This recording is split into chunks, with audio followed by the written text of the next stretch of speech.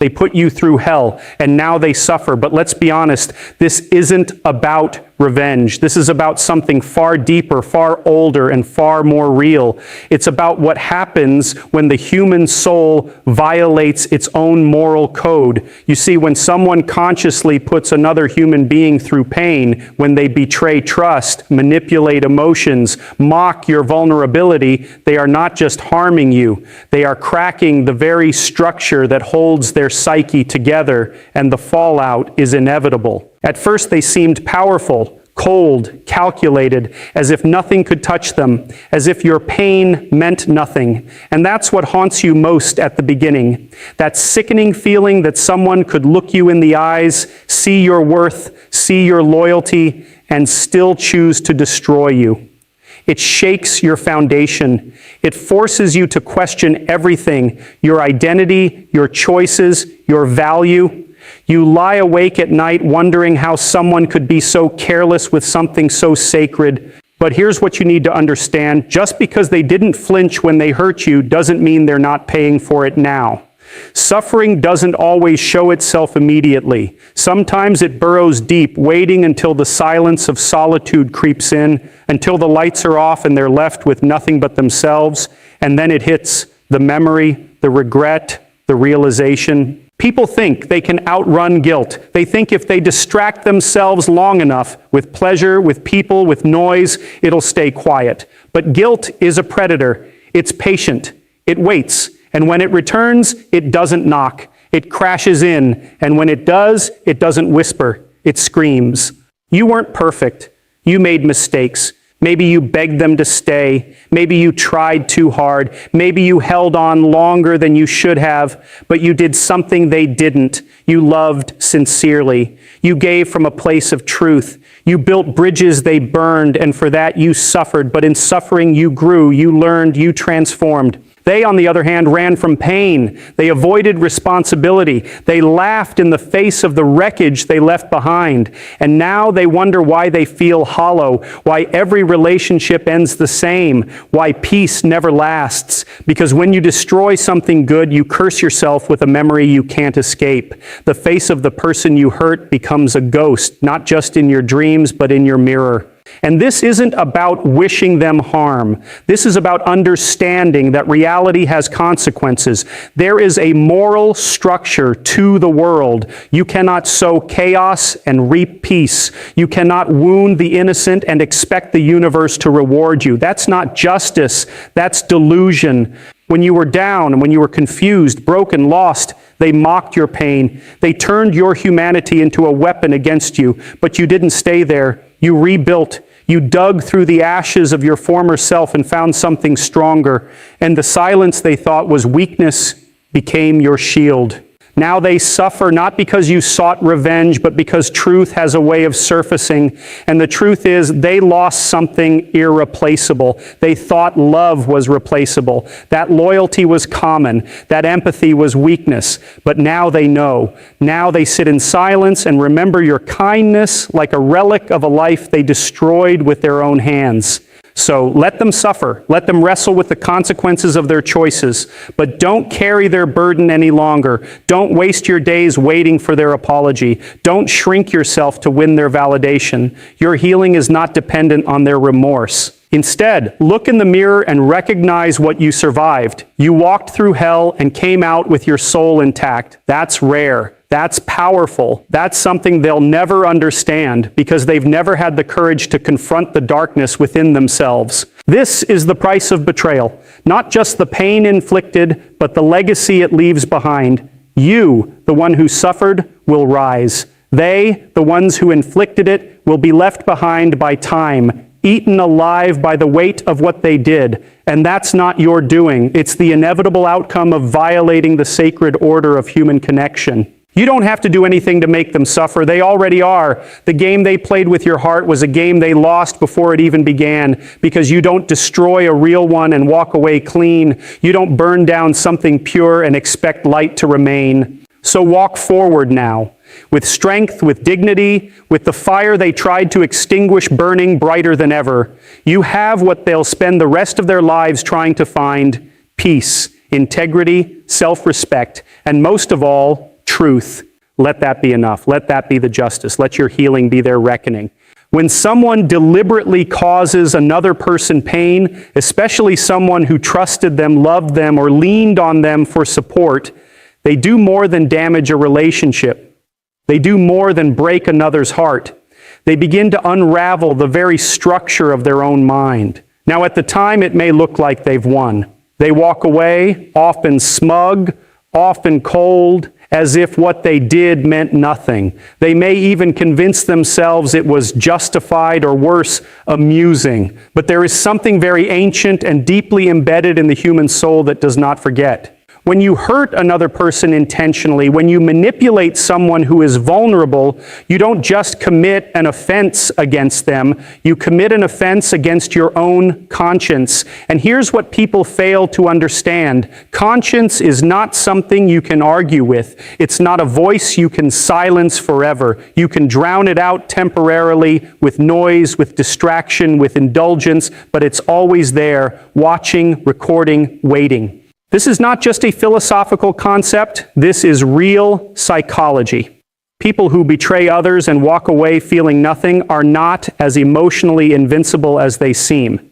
That numbness, that so-called cold-hearted strength, it is a delay. It is the postponement of suffering, not the absence of it, because the mind over time demands alignment with truth. And when your actions contradict truth, when you harm, deceive, or exploit another person, the internal structure of your being begins to shake. You fracture. You can pretend for a while, but the guilt grows roots. You see, guilt is not just a feeling, like it's a force, a psychological weight, a kind of moral gravity that pulls people back into the reality they tried to escape. At first, it may seem quiet. It may even feel absent. But guilt is patient. It doesn't chase you in the loud moments. It waits until you're alone. It waits until the parties are over, until the phone stops ringing, until the people you distracted yourself with grow tired of the performance. And then it appears like a shadow creeping in through the cracks of the soul. This is where they begin to suffer, not in the moment they left or when they mocked your pain, but in the stillness that follows, in the quiet hours, in the empty spaces they thought would bring them freedom. What they don't expect is that those same spaces become haunted, not by you, but by their own choices. They begin to feel the weight of the lies they told, the manipulation they performed, the moments where they saw your tears and still chose to twist the knife. And let's be very clear, not everyone is equipped to confront their guilt. Most people aren't. They try to bury it deeper. They look for new people to distract them, new pleasures to numb them, new achievements to compensate for what they lost.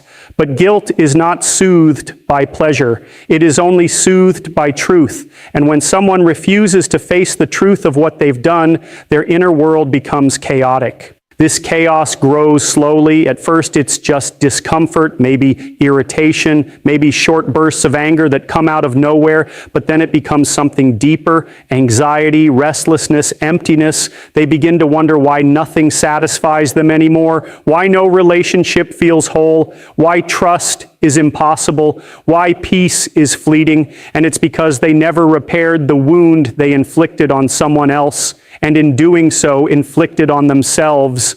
There's a part of the human soul that is moral by design, not moral in a preachy or religious sense, but moral in the sense that we are wired to feel conflict when we do wrong. And when someone deliberately breaks another human being, when they push someone through emotional hell for their own selfish gain, they shatter something within themselves, something that doesn't easily repair. That's what's happening to them now. That's the suffering they're experiencing. You may not see it. It may not be loud. It may come in subtle forms. A sadness they can't explain. A loneliness that follows them even in crowds. A constant feeling that something is missing. And what's missing is peace. What's missing is the innocence they traded for control. What's missing is the soul they wounded by crossing the line they knew they shouldn't have. And you were the casualty, yes, But in time, you became the survivor, the one who faced the pain, the one who rebuilt, the one who cried, then stood up. You felt the fire, but you didn't run from it. You walked through it. That's the difference. You suffered, but you suffered honestly. You didn't bury your pain under lies. You didn't escape responsibility. You confronted reality. And that confrontation gave you clarity. It gave you strength. But they, the ones who put you through hell, they didn't confront anything. They escaped. They justified, they blamed, and in doing so, they postponed their pain. But they cannot avoid it forever. That's the tragic irony. In avoiding suffering, they created more of it. In trying to escape guilt, they built a prison out of it. Every time they remember your face, your voice, your love, they remember what they destroyed. And that memory becomes the punishment. That memory becomes the haunting. So when you wonder whether they ever feel bad, the answer is yes, but not in the way you might imagine. Their suffering doesn't come from a single moment of regret. It comes from an endless accumulation of small reminders. The song that reminds them of your laugh, the place you both used to go, the silence they now sit in. And each of these moments carries a weight that builds over time until it breaks them. Because that's what guilt does. It waits, it watches, and then it crushes. And no one escapes it, not for long. You suffered, yes, but not in vain. The agony they put you through became the very fire that reshaped you. You didn't just survive the betrayal, the heartbreak, the confusion. You absorbed it, processed it, and emerged from it transformed. That pain carved depth into your character. It forced you to confront truths about yourself and about the world that most people spend their entire lives avoiding. You didn't just walk through hell, you learned how to walk while burning, and that is no small thing. They, on the other hand, chose the easy route, the path of avoidance, denial, and self-deception. They inflicted pain and turned away. They ran from the consequences of their actions and covered their eyes to the damage they caused. But in doing so, they locked themselves in a prison made not of walls, but of regret and inner disintegration. They believed that escape was freedom, that walking away meant moving on. But you don't move on from truth. You only delay its return. You see, pain can serve one of two purposes. It can destroy or it can rebuild. And when you're the one who has been wounded, you're handed a terrifying responsibility to decide what the pain will make of you. Most people break, most people stay down, but you didn't. You suffered, but you didn't allow that suffering to turn you into a mirror of the person who hurt you. You didn't become bitter. You didn't seek to inflict pain in return. You endured, you reflected, you grew. It's strange how suffering teaches you. It teaches you to see more clearly, to recognize false kindness, to sense manipulation, to understand boundaries. Pain sharpens your perception. And while they tried to tear you apart, what they actually did was give you the tools to build something far stronger, a version of yourself that no longer begs for validation, no longer tolerates disrespect, and no longer confuses chaos for love. Their cruelty may have broken your heart, but it awakened your spirit. They expected you to shatter and stay shattered, to be stuck in longing, hoping, regretting, but instead you used the silence they left you in to hear your own voice. You used the space created by their absence to rediscover your worth. And the version of you that now exists, the one forged in that suffering, is wiser, more resilient, more real. Contrast that with their path. They refused to suffer. They refused to look at what they did, and so they never grew. They chose numbness. They surrounded themselves with distractions, with noise, with shallow replacements. They tried to replicate what they had with you, the depth, the trust, the sincerity, but they couldn't because they never did the inner work. They never earned peace, and peace that is not earned cannot be sustained. They may seem fine on the surface, even happy at times, but there's a difference between looking happy and being at peace.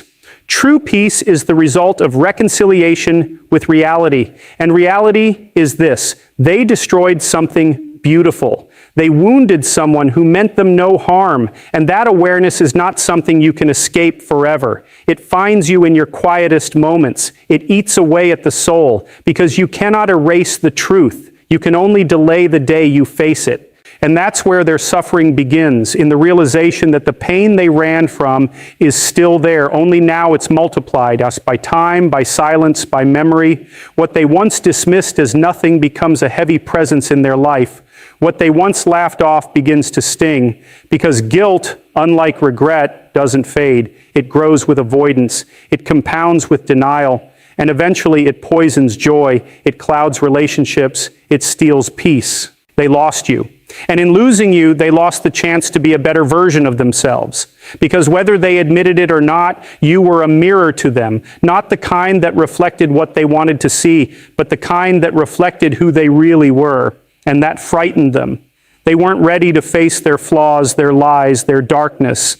So they attacked the mirror. They tried to break the one thing that could have helped them grow. But truth doesn't go away just because it's ignored. And now they suffer not because you wished it on them, but because life itself demands it. Reality demands balance. Actions have consequences, especially moral ones. You can lie to others for a time. You can even lie to yourself, but your soul keeps score. And when you violate your own standards, when you hurt someone who cared, that debt must be paid. And here's the great paradox. Your suffering became your salvation because you faced it. You didn't deny it. You allowed it to wash over you, as awful as it was. And it burned away the illusions. It burned away the weakness. What was left was something solid, something grounded in reality. You became someone who understands the weight of love, the depth of trust, and the cost of betrayal. They didn't get that gift. They missed it. They chose comfort over confrontation. And now they suffer not only from what they did, but from who they chose not to become. Because the real tragedy is not just in what they lost. It's in who they could have been had they chosen integrity over ego, healing over harm, honesty over escape. You are free now, not because they gave you closure, but because you earned it. You found meaning in the pain, and they are still searching, still running from the very thing they need to face. You were transformed by the suffering they caused. They, however, are tormented by the suffering they avoided. That is the difference. That is the reckoning. You don't need revenge. You don't need to plot their downfall or wish for their suffering, because life has already set that in motion. The very structure of reality ensures that people who betray, lie, and inflict harm on others do not walk away clean. Not forever. There's a kind of justice woven into the fabric of existence, one that doesn't always strike in dramatic fashion, but always strikes eventually. The consequences are built into the choices. And whether they see it or not, whether they admit it or not, they are already paying a price for what they did. There is a moral order in the world, not always legal, not always visible, but undeniably present. It's something ancient, rooted deep in the human experience, the knowledge that actions matter, that choices echo, and that you cannot damage another soul without some part of you being damaged in return. That's not mysticism, that's psychology, that's conscience. That's the architecture of the human psyche. People who do wrong often convince themselves that if they walk away fast enough, if they cut ties harshly enough, if they stay cold enough, they'll outrun the consequences. But you cannot outrun your own mind. You cannot lie to your soul. And when someone betrays a person who trusted them, who loved them, who showed them grace, they plant a seed of disorder, a fracture. And that fracture begins to widen the moment they try to convince themselves they did nothing wrong. You may never see their suffering. It may not be loud or public, but that doesn't mean it's not real. Some of the deepest torment is quiet. It comes in the form of restlessness in broken relationships that all seem to follow the same painful pattern, in a constant sense of dissatisfaction no matter what they achieve. Because the pain they caused others doesn't just disappear. It reshapes the landscape of their life. It becomes part of the foundation they try to build on, and nothing built on a broken foundation can stand for long. The person who hurt you isn't just dealing with what they did to you. They're dealing with the implications of being someone who could do such a thing, and that's the real torment. It's not just the loss of you, it's the realization of what they are capable of. And once you've crossed a moral line, you can't pretend you haven't. You can bury it, you can justify it, but it doesn't leave. It becomes a shadow that follows you into every interaction, every relationship, every attempt at connection. That's why you don't need revenge. You don't need to prove anything to them. Reality already has. They will feel the emptiness. They will wake up in the middle of the night wondering why peace is so elusive. They will keep repeating the same cycles and never find fulfillment because the soul does not forget. It remembers every cruel word, every moment of manipulation, every time they turned away when you needed them most. And in remembering, it demands accountability. You didn't have to become bitter. You didn't have to lower yourself. You didn't have to become like them, and that's why you win. Not in the petty sense, not because they lost, but because you stayed aligned with something real. You stayed on the side of truth. You endured the pain, but you didn't trade your values for temporary relief. That is strength. That is character. That is integrity. They may try to rewrite the story. People like that often do. They'll say you were too much, too emotional, too needy, too intense. But deep down, they know the truth. They know who showed up. They know who was real. And the more they try to deny it, the more they suffer. Because lying to the world is one thing. Lying to yourself is another. And when that gap between who they pretend to be and who they actually are gets wide enough, it becomes unbearable. There's a cost to violating moral reality. It's not always immediate, but it's always exact. It comes for people slowly, like water wearing away stone. And the longer they pretend they're unaffected, the harder it hits when it finally arrives. That's the irony of justice. You can delay it, but you can't escape it. The price is written into the act. So let them laugh now. Let them post their photos, make their appearances, pretend they're fine. You don't need to prove anything because time has a way of revealing everything. And when it does, they will have to face the truth without you. That's the cost. That's the real pain. To realize you destroyed someone who would have stood by you forever, and now you must face the void you created. You don't have to curse them. You don't have to obsess over their downfall. You've already won by not becoming them. You've already won by healing, by growing, by finding peace in the truth. Their suffering, that's not your burden to carry. It's the weight of their own choices. And that's far heavier than anything you could ever place on them. So rise, walk forward. Let the truth do the work. Let the moral structure of reality handle what you no longer have to. You chose the path of healing. They chose the path of avoidance. One leads to peace. The other leads to torment.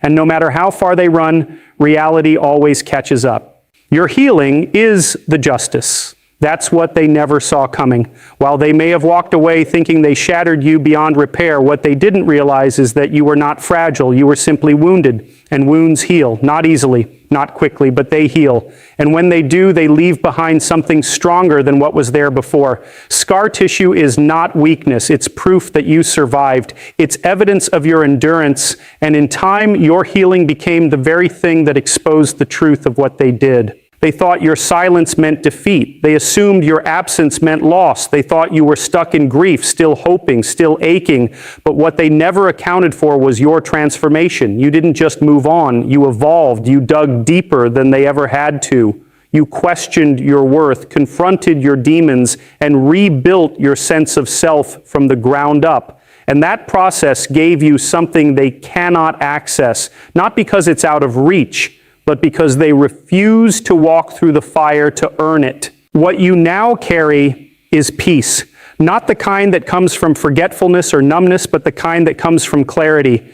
You know who you are now. You know what you'll tolerate, what you'll never allow again, and what you deserve. That certainty didn't come cheap.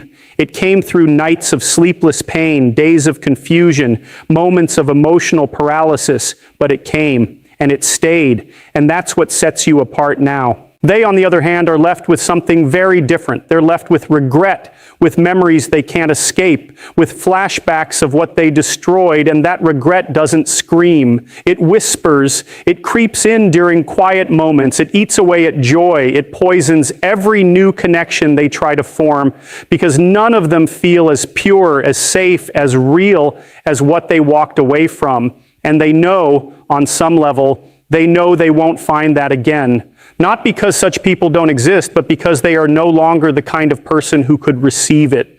You didn't need them to fall apart. You didn't need karma to knock on their door in dramatic fashion, because the most devastating punishment is simple: knowing they let go of someone who would have never given up on them, and now they're haunted by what they once had in their hands. That's not your weight anymore. That's theirs. And it's a burden that gets heavier the more they realize you're not coming back. Healing is not just recovery. It's revelation. It reveals what was real and what was false. It reveals who you were when you loved them and who they were when they walked away. And in that revelation lies a form of justice no court could deliver. You rising without them, that's the consequence. You thriving despite the wreckage, that's the sentence. And the silence they now sit in, that's the echo of what they destroyed. You never needed revenge. You never needed to prove they were wrong, because the truth doesn't need validation. It simply is. And as your life begins to align with peace, stability, love, and purpose, they are left with the gap between what could have been and what is. That gap doesn't close easily. It festers, and the more they try to fill it with temporary fixes, with shallow relationships, surface-level distractions, or hollow achievements, the more apparent the loss becomes. They didn't just lose a relationship. They lost a version of themselves they could have become through loving you, right? They lost the mirror you held up that showed them who they were capable of being. And that kind of loss doesn't fade with time. It grows, because as you grow, they see what they could have grown into beside you. As you rise, they feel the weight of their fall, not because you pushed them down, but because they stepped away from the very thing that could have elevated them. You didn't have to scream your worth. You didn't have to force them to understand what they destroyed. Time did that for you. Time exposed the contrast. And in that contrast, they saw everything they refused to value. That's the poetic justice of life. The one who suffered becomes the one who rises. The one who inflicted pain becomes the one trapped in it. And not because you wished it, but because that's how truth unfolds over time. Your healing made you powerful. It made you grounded. It made you someone they no longer recognize, not because you changed entirely, but because you became someone they're no longer qualified to know. You became what they feared, someone who doesn't need them, someone who has made peace with the past, someone who doesn't look back anymore. That, more than anything, is what haunts them now. You don't carry resentment. You don't wish them harm. But you also don't invite them back into the space they once poisoned, because your healing taught you boundaries. It taught you value. It taught you to protect your soul with the same intensity you once gave to others. And that protective strength is something they never expected to see in you, because they confused kindness with weakness, love with naivety, loyalty with dependency.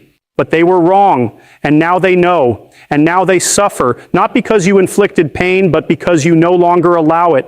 That shift, that quiet reclaiming of your power, is what transformed your suffering into strength, and their loss into consequence. So walk tall, stay silent, keep growing. Your healing is their lesson, and your peace is the proof.